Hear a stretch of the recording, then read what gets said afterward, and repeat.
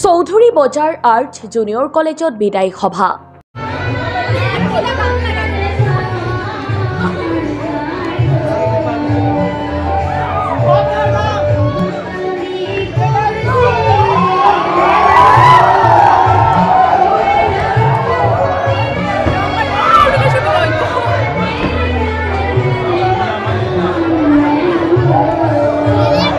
আটক ধুনীয়া পৰিৱেশত অনুষ্ঠিত হৈ যায় বিদায়ী সভা।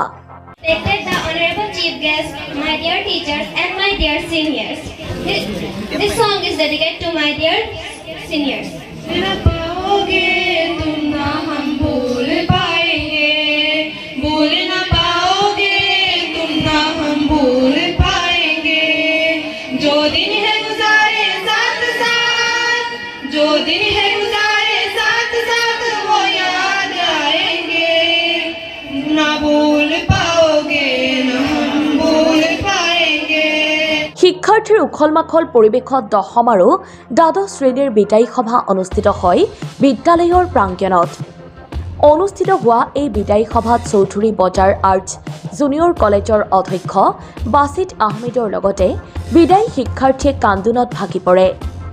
হুক হুকাই কান্দিছে বিদায়ী শিক্ষাৰ্থীয়ে।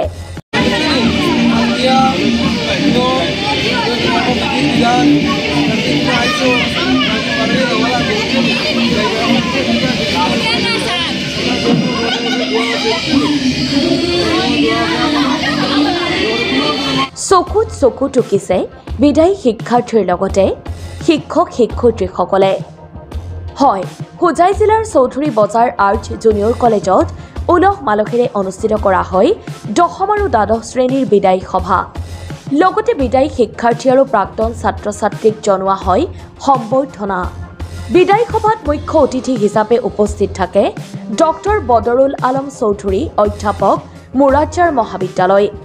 বিশিষ্ট অতিথি হিচাপে উপস্থিত থাকে সমাজ সেৱক আলহাজ কবিৰ আহমেদ চৌধুৰী, এজাজুল হক, অধ্যক্ষ মুৰাজ্জাৰ জাতীয় একাডেমী, উপদেষ্টা আব্দুল হান্নান মাৰ্চেণ্ট, উপদেষ্টা আজিম উদ্দিন সহ বহু গণ্যমান্য লোক। আজি আমাৰ চৌধুৰী বজাৰ আৰ্ট জুনিয়ৰ কলেজৰ দশম আৰু দ্বাদশ শ্ৰেণীৰ বিদায়ী সভা অনুষ্ঠিত হয়। এই সভাত বিভিন্ন ধৰণৰ শিক্ষানুৰাগী ব্যক্তিসকল উপস্থিত আছিল আৰু আমাৰ আজিৰ সভাৰ মুখ্য অতিথি আছিল মুৰাজ্জাৰ মহাবিদ্যালয়ৰ শিক্ষা বিভাগৰ অধ্যাপক আমাৰ শিক্ষাগুৰু বদৰুল আলম চৌধুৰী ডাঙৰীয়া, লগতে বিভিন্ন ধৰণৰ ব্যক্তিসকল উপস্থিত আছিল।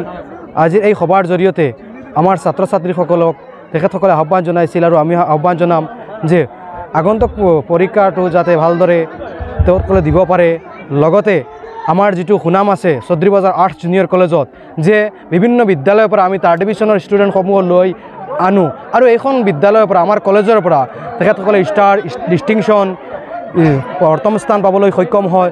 লগতে প্ৰতিবাৰৰ নিচিনা এইবাৰো আমাৰ চৌধুৰী বজাৰ আৰ্ট জুনিয়ৰ কলেজে 21খন স্কুটি পাবলৈ সক্ষম হৈছে। যদিও আমি দুখিত, তাৰমানে আমাৰ সমাজৰ এটা দুখ, আমাৰ ছোৱালীসকলক স্কুলত নিদিয়ে আৰু ইয়াৰ এটা পৰম্পৰা হিচাপে আমাৰ চৌধুৰী বজাৰ আৰ্ট জুনিয়ৰ কলেজৰ দুগৰাকীৰ ছাত্ৰী অভিভাৱকসকলে উচ্চ শিক্ষাৰ কাৰণে কলেজত নাম নলগাই তেখেতসকলক কি কৰিছে, বিবাহ বাৰুত আবদ্ধ কৰি দিছে। ফলস্বৰূপে চৰকাৰৰ নীতি নিয়ম মতে আমাৰ দুগৰাকী ছাত্ৰীয়ে স্কুটি পোৱাৰ পৰা বঞ্চিত হৈছে। আমাৰ আক্ষেপ লাগিছে আৰু আমি আমাৰ এইখন সমাজক আহ্বান জনাইছোঁ নিজৰ ল'ৰা ছোৱালীসকলক যাতে উচ্চ শিক্ষাৰে শিক্ষিত কৰে, তাৰ কাৰণে আহ্বান জনাইছোঁ। আৰু যদি কোনো ব্যক্তিয়ে তেখেতসকলৰ ল'ৰা ছোৱালীক শিক্ষাদান দিবলৈ অৰ্থনৈতিকভাৱে দুৰ্বল হয়, অসুবিধাত পৰে, নিশ্চয় আমাৰ চৌধুৰী বজাৰ আৰ্ট জুনিয়ৰ কলেজৰ লগত যোগাযোগ কৰিব।